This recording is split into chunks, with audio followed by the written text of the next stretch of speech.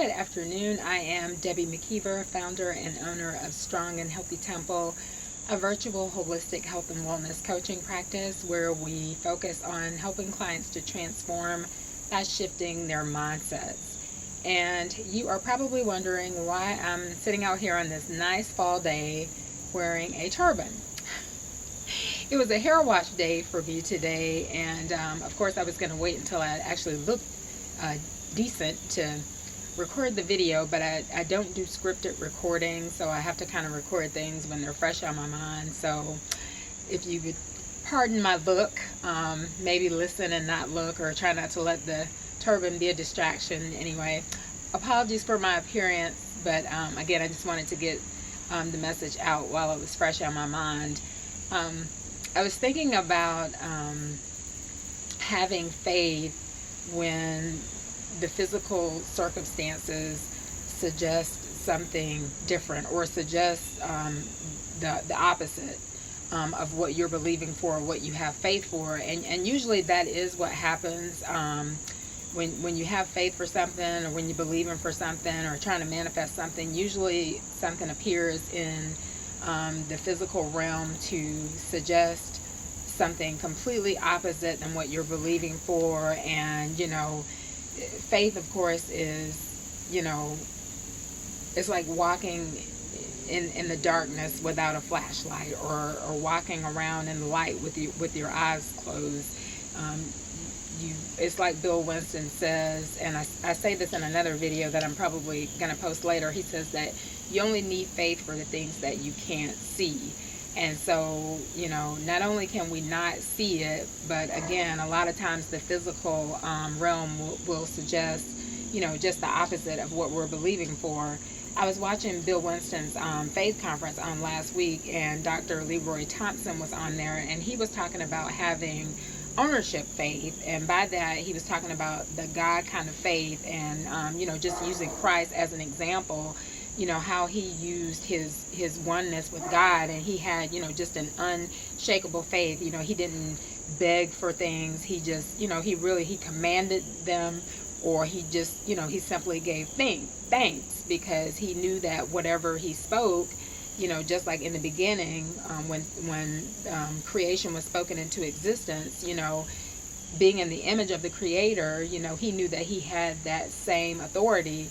And by the same token, we have that same authority to think and to speak things, into existence. And one of the things that he was saying to the congregation and to those of us that were watching was, get out of the waiting line. Because people always say, well, I'm just waiting on God. But he's like, get out of the waiting line. You have ownership faith. Everything is now. You already have it. Whatever it is that you have faith for, or what you're believing for, you have it, already. It's already here. You're no longer waiting for it to manifest. You're not waiting on God. It's here. It exists. You're not waiting for it to come to fruition. It's already here. Because I think a lot of times too, for those of us that do have faith, a lot of times we'll still say, well, I know that once I manifested it, it's in the spiritual realm, and I'm just waiting for it to show up, in the physical reality. And some people refer to it as 3D reality. I'm just waiting for it to show up, or I'm waiting for it to come to fruition. He was like, no more of that. Get out of the waiting line. It's already here.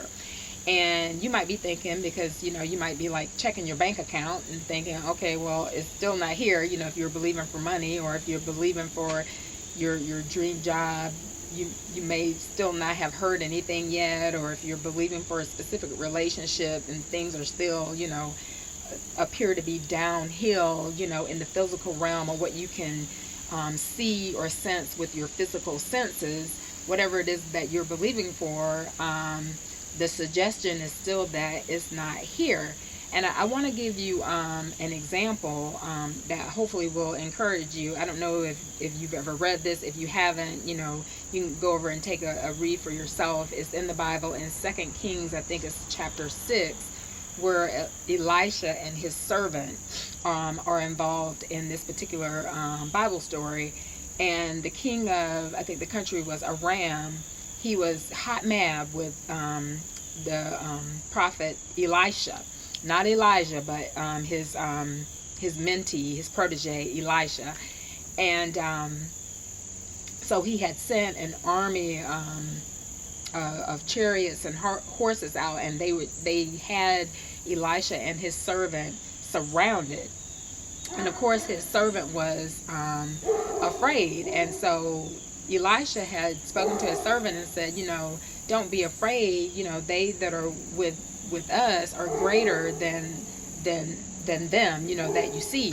And so of course his servant probably thought that he was, bonkers, for saying that. So Elisha asked God, he said, open up his eyes, so that he could see. And what God did was that he opened up his servant's, not his physical eyes, because he still couldn't see with his physical eyes. He opened up his spiritual eyes. And once he did that, he could then see what Elisha saw, where they had a chariot of an army of chariots of fire were on all the hills, and it was a greater army than the physical army that was surrounding them. And so once his physical eyes opened, he was able to see this great and magnificent army with chariots of fire surrounding them. And so he was able to be at ease. Well, it's the same principle of what Dr. Thompson was talking about. We're not waiting anymore. We have ownership faith. The same way that the Creator spoke the entire universe and all the galaxies and everything into existence, and it appeared, and you're probably thinking, well, it appeared instantly. Well, we really don't know, what the time frame was, because there really is no time in God. I've talked about that before. I think that time is just, an illusion of man, or, something that man needs to kind of, I don't know, maybe kind of set everything straight, in the physical realm. But there really is no time in God. Everything is instant with him, even, when in our minds it's taking a long time. So anyway, just wanted to come on really briefly and try to encourage you that whatever you're believing for, it's already here. Like you're not waiting on it anymore. You're not even waiting for it to show up anymore. It's here.